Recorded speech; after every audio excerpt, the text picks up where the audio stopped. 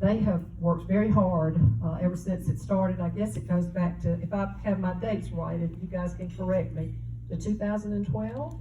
Okay. So they've been very busy advocating on behalf of RSA retirees in the state. But they started out, they're both firemen from Huntsville.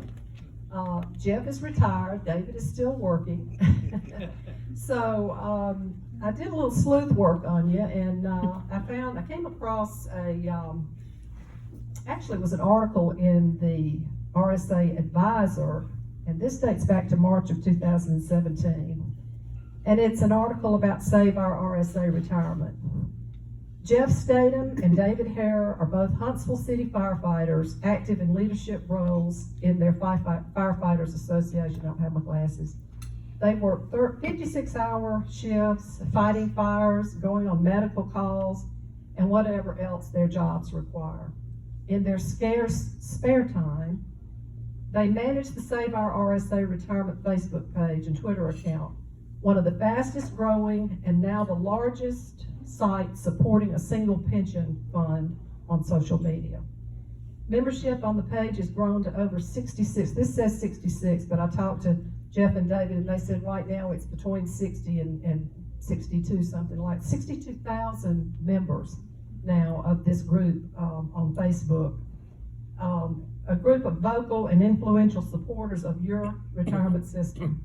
They also travel around the state educating retirees about the threats to our retirement system, and they travel at their own expense. So I think I read that they said when they went into firefighting, they never imagined that they would be fighting for their own retirement benefits, but that's just exactly what they've been doing over time. So we are very honored to have both of these gentlemen here with us today. Jeff Statum and David Harer are our Bailey Award recipients this year, and I'm honored to present those awards to both of you if you'll come forward.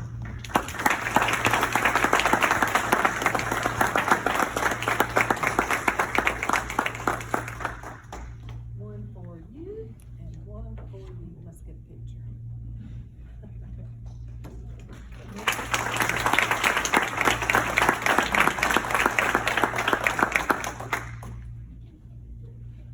I wanted to give both of these gentlemen an opportunity to say a few words to you. I'm sure they can tell you a lot more about what's been going on with the legislature. I have tried to follow along on the web on Facebook page, and I've learned a lot. But at this time, I think I'm going to ask both of them, and I'll let them decide who goes first. Tell you a little bit about some of the things they've been involved in recently.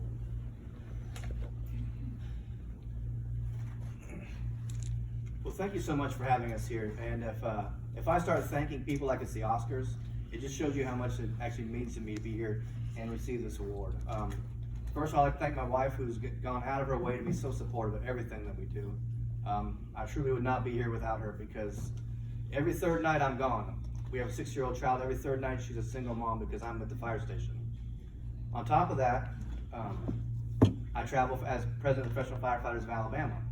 On top of that, I travel for Save Our RSA. So it's a lot on her, and like I said, I would not be here without her. I'd also like to thank two ladies. They're not here. One's not here. One is here. Leanne Kelly and Linda Christie. Truly, Linda, you are here. And you're like a shortcut to Montgomery. I would still honestly be trying to find South Union Street if it wasn't for you and Leanne. So thank you so much for everything. I also like to thank Jeff. I can say honestly, in the 18 years that I've known him, we've shaken hands once. So this will be number 2. Working with Jeff has been amazing, because it's not fire and ice, it's not good cop, bad cop. It's myself presenting facts, because I'm a numbers guy. And if you don't like my facts or my numbers, I say, well, have you met Jeff yet? And Jeff will give you facts, but it's going to be in a different tone. And by then, you'll definitely have understanding what we come across as. Like I said, I'm very honored to be here. When we started out, you can imagine 2 firefighters, giving a presentation, but giving a presentation about retirement. Our very first meeting was in Scottsboro, at Goose Pond Colony, and we walked into a room of 400 people, and we were, okay, what do we do now? Let's talk. Let's move around. We were expecting 20 people, but now we got 400 people. And slowly our momentum grew, and it was truly amazing watching not only what we were doing, but the way people in Alabama responded to us. By the time we got to Florence, our next meeting, we had just under 300 people. And you'll find this actually very funny being educators, because Jeff and I had every number down that you can imagine as far as retirement for Alabama. I mean, you could tell us something, we'd give you the right answer. It was what we did as far as educating ourselves was truly amazing. But an educator walked up to us, I think it was Adam Keller, walked up to us afterwards, he goes, I got something that's going to help your presentation. And I said, well, brother, we kind of got it down. They're not really. He goes, this is a laser pointer, David. And this also has a button that you can advance your PowerPoint slideshow without actually having to walk back to the computer. And push it. I'm like, wow, all right. Thank you. So, well, like I said, we grew and we grew and we couldn't do it. And I truly believe this. It couldn't be done what we did. It couldn't be done in any other state. And there's three things that I've always held in my heart and in my mind. There are three things that each person here has. And after about a half hour of speaking with you, I can probably pick out two of the three that are dearly important to them. And first time I ever mentioned this, because I never ever could give out those three. Each one of you here has pride. You have pride from being from Alabama.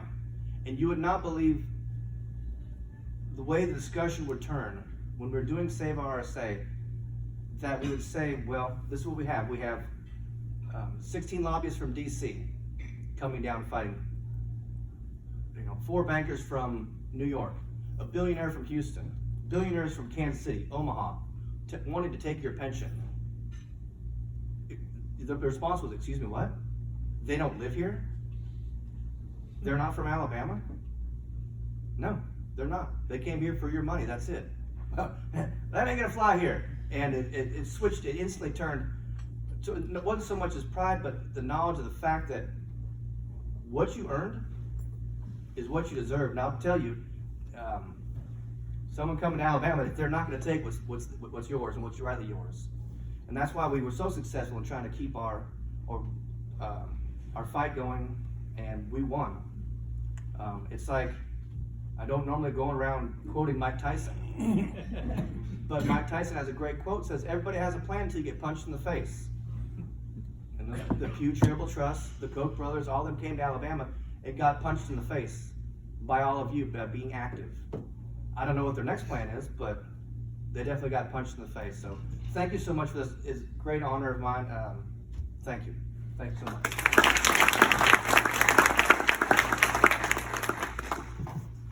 Well, how do you follow that? David pretty much told our whole story. But it truly is an honor to be recognized by your peers. I mean, we consider educators our peers. Everybody in RSA, we all work together. And we want to protect what we have. And in January of 2012, she mentioned earlier that David came to me with an idea. Let's start a Facebook page and let's educate, at the time, firefighters, because that's who we were mostly around. Let's educate firefighters on how our retirement works and how we're going to protect it. Because they had just started talking the Tier 2 program. They killed a drop. We knew we were under attack. So I'm like, well, David, I don't know anything about, I know how it works, but I don't know anything about how to protect it. He's like, well, I got some stuff I'm going to send you. And that's just how it started. And we pretty much educated ourselves on retirement issues, and we neither one of us know it all, that's for sure, but we know enough to be dangerous. And we are dangerous when it comes to politicians, because one of them asked me one time in his office, he said, why are you guys so passionate about this? Why am I not seeing a lot of people do this?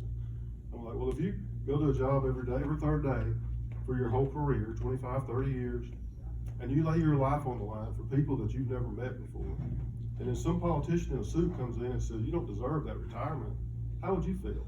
And he's like, I get your point, I really do. So that's what drives us, is we earned our retirement just like you guys did, and we plan on getting it. And we're not going to be satisfied with people trying to take it from us. And you may ask yourself, why does pension reform affect me? Because I'm retired. But it does.